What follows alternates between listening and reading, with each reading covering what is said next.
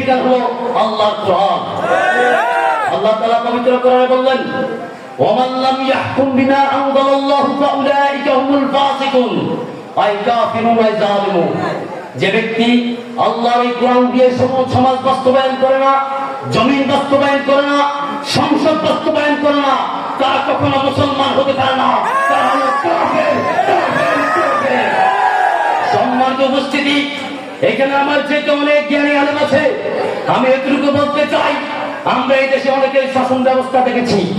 কেউ ক্ষমতা গিয়ে আয়নাঘর বানায়, কেউ ক্ষমতা গিয়ে হাওয়াঘর বানায়।